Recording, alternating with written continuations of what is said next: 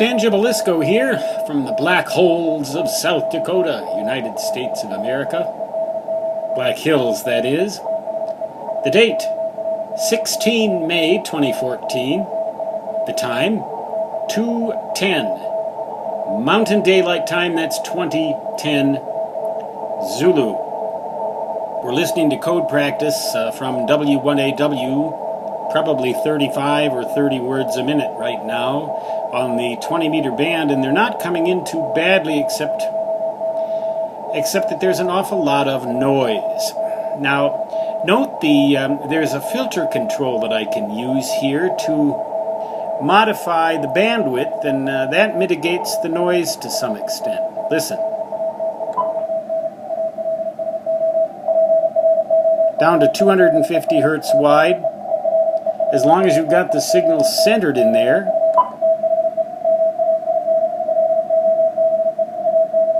Down to 100 hertz wide now. Now there's another control on this. Now I have the noise blanker on, as you can see, right there. I guess I need a little finer tip than my finger, eh? Noise blanker, NB, medium AGC. Preamp is on 2, that's maximum. Break-in, I better not hit the key because it'll transmit on top of W1AW. 10 watts, but still, you know, I don't want to be on top of them. That would be very rude indeed, to have W1GV interfering with W1AW. Unthinkable. I used to work at that station. Well, there's another control now that this radio has. It's called noise reduction, and it's an audio processor. The control is off to the left of the display on this IC746 Pro, but I'm sure that all ICOMs, all sophisticated ICOMs after that model was made, have this thing. You hit this little button, and then there's a knob that you can use to try and phase that noise out. Unfortunately, that's not working very well here because the signal just isn't strong enough. But let's go here and try this one, where the signal has a little better shot.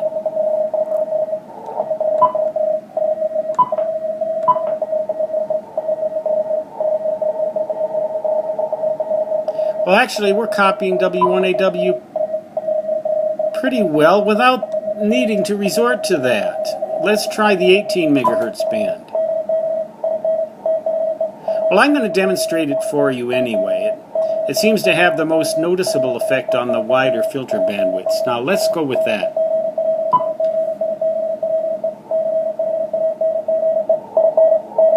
I'm adjusting the knob.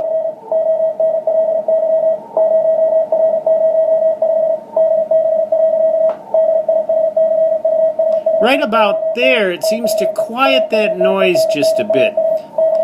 It seems that the only time this control really does a whole lot of good is to make your listening experience more comfortable. See, now you see that noise reduction is on by the presence of this little NR over here.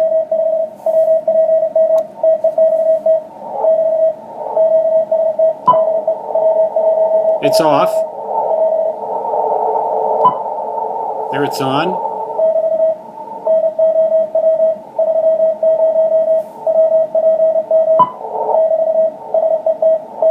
I used to be able to copy 30 words a minute by printing with my hands, you know, an old pencil and paper, and just print on there. I used to be able to put down this speed. I doubt I could do that anymore. I can still sometimes come pretty close to a full minute at 25 words a minute. And I can still pass the 20 word a minute test. You know, back in the day, 1973 or 74, when I took my extra class exam, they made us copy a full minute solid. And they also made us send a full minute solid without a single mistake. And they wouldn't let us... Now let's hit that little NR and listen to what happens. See how the noise seems to go way down?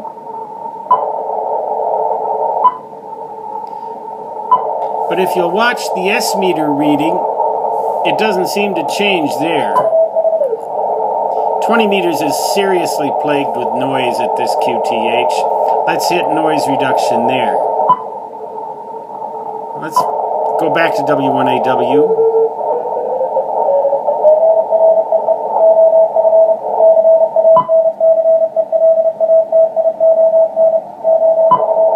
Let's narrow the filter. And then hit NR. Doesn't seem to make much difference now. But it can add just a little bit of extra copyability to those marginal signals when you've got noise like this. And this right here. Oops, sorry about that.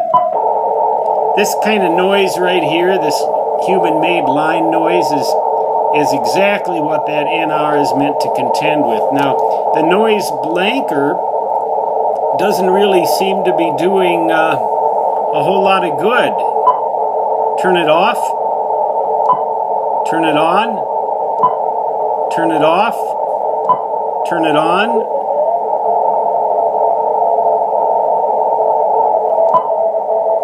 Turn it off. Turn it on. Turn it off. The best solution here is to narrow the IF passband down. And that's where CW really shines over modes like single sideband, because you can do this on CW. You'd never be able to copy a sideband signal through a 100 Hertz wide filter like this. Although phase shift keying you can. In fact, on phase shift keying, I've got a setting that goes all the way down to 50 Hertz IF. Well, that'll just about do it from here. I think I've probably maxed out my personally allotted time for these yammers, but I hope you got a little something out of that. The ICOM radios are very good radios. They come with CW filters generally already in them. The Yaesu radios are also very good radios. I haven't had a Kenwood yet. I don't know, I guess they still exist. Elecraft is supposed to have excellent radios.